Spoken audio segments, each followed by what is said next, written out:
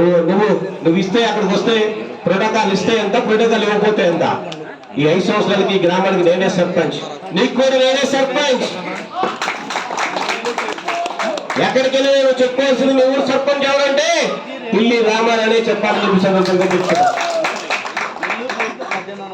ఫిబ్రవరి 9వ తారీఖు వరకు మేమే ఈ గ్రామానికి సర్పంచ్. మళ్ళీ కాబోయే సర్పంచ్ కూడా ఇక్కడే ఉంటారు. వైఎస్ఆర్ కాంగ్రెస్ పార్టీ జెండానే ఎగురుతుంది. ఆలోచన చేసుకోవాల్సిన అవసరం లేదు. ఎందుకంటే ప్రజలకు మళ్ళీ మేము చేసే సేవా కార్యక్రమం ఎలా ఉన్నాయో రాబోయే రోజుల్లో చూపిస్తాం. ప్రజలకు చేసే సేవను బట్టి ప్రజల మనసు గెలిచి బెదిరించడం కాదు. మీటింగులు తీసుకెళ్లాలంటే డ్వాక్రా వాళ్ళని బెదిరించడం, లేకపోతే ఉపాధి హామీలను బెదిరించడం, బస్సులు ఎక్కించడం, తీసుకెళ్ళడం కాదు. రా ఒకసారి ఈ మీటింగ్ దగ్గర ఎంతమంది జనాభా ఉన్నారో వైఎస్ఆర్ కాంగ్రెస్ పార్టీ చూడగానే ఇప్పుడు ఇది ప్రజల మనసు గెలిచే ప్రభుత్వం, ప్రజల మనసుని ఖచ్చితంగా గెలవగలిగే కుటుంబం అని చెప్పి సందర్భంగా తెలియపరుస్తూ ఇంకా చాలా విషయాలు. అదే శ్రీరామకి ఏమంటాం, లలిత బ్రాండ్ తీసుకెళ్ళి ఇంట్లో పెట్టుకున్నారంటాం. కనీసం మాట్లాడడానికి కనీసం బుద్ధంగా ఉండాలి. కొంచెం ఆలోచించాలి మాట్లాడాలంటే. రాజకీయంగా ఈ గంగినేని గ్రామంలో అక్రమంగా సంపాదించుకునే ఎవరైనా ఉన్నారంటే ప్రతి ఒక్కరు నీ పేరు చెప్తారు. రాజకీయాల్లో డబ్బులు పోగొట్టుకునే కుటుంబం ఎవరైనా ఉందా అంటే నా పేరు చెప్తారు. ఈ రెండు అవునా కాదా? గుండె మీద చేసుకుని ఆలోచన చేయండి. మైక్ శబ్దంలో వింటున్న నాయకులందరికీ నేను ఏదో చెప్తున్నా. మైక్ శబ్దంలో వింటున్నారు. నేను గంగినేని గ్రామం కోసమే హైదరాబాద్ నుంచి వచ్చాను. గంగినేని గ్రామం ప్రజల మంచి కోసమే ఆ రోజు జగన్మోహన్ రెడ్డి ఎందుకు రాజకీయాలు తెప్పించారు అనుకోవచ్చు మీరు. ఎందుకంటే మనం అందరం పేదవాళ్ళం. నువ్వు తెలుగుదేశం పార్టీలో ఉన్న పేదవాడివే, వైఎస్ఆర్ కాంగ్రెస్ పార్టీలో ఉన్న పేదవాడివే, ఇంకో పార్టీలో ఉన్న పేదవాడివే. పేదవాడి ఉన్నతమైన స్థానంలో ఉండాలనే ఆలోచనతోనే అక్కడి నుంచి ఇక్కడికి వచ్చాం. నా పిల్లలు చదువుకున్నట్టే గంగినేని గ్రామంలో అనేక మంది పిల్లలు చదువుకోవాలనే ఆలోచనతోనే, చదివించాలి ఎలా అని చెప్పి ఆలోచనతోనే మాకున్న కొద్ది స్థితిలో కూడా ప్రజలకు అండగా ఉండాలనే ఈ గ్రామానికి వచ్చి మళ్ళీ ప్రజలకు సేవ చేయ ఉద్దేశంతో చేస్తున్న సంగతి గ్రామ ప్రజలందరికీ తెలుసు.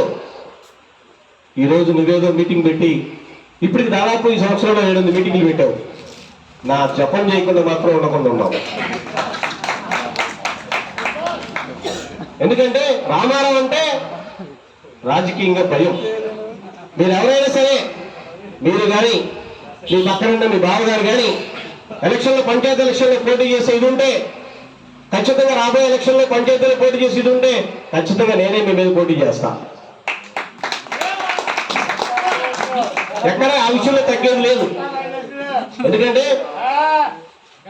రాజకీయంగా మామూలుగా ఎప్పుడు గెలిచింది కాదు రాజకీయం.